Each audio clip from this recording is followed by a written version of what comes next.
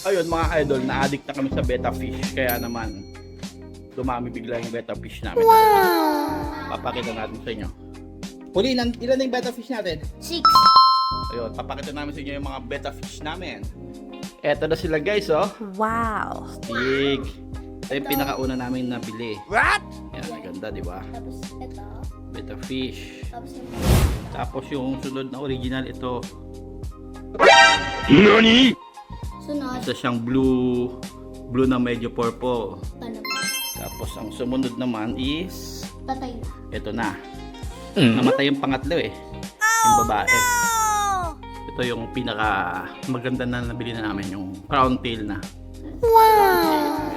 Kita niyo yung buntot niya. Parang buhok. Crown tail daw yan. Tapos ito crown tail din. Para siyang clown. Parang clown yung style niya. Kulay. Blue din. Parang may pagkakating. Tapos ito naman yung babae. Nakabili lang namin kanina. Maliit. Maliit siya. Subukan daw ni Chuck Adin na mag-breed. Mukhang, Papalahin natin siya dito siguro. mukhang baby. Tapos ito naman yung pinakamahal. Kay mama. Yan. Black Orchids. Crown tail. Yan yung hard to ano daw to.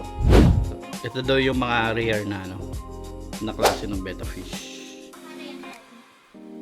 500 to. Itong black. Black Orchids. Crown tail.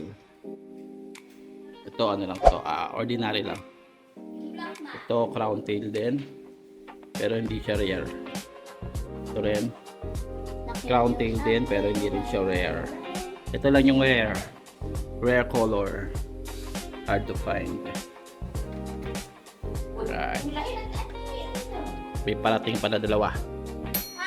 Bali wala sila lahat eh. Ayaw nga ba?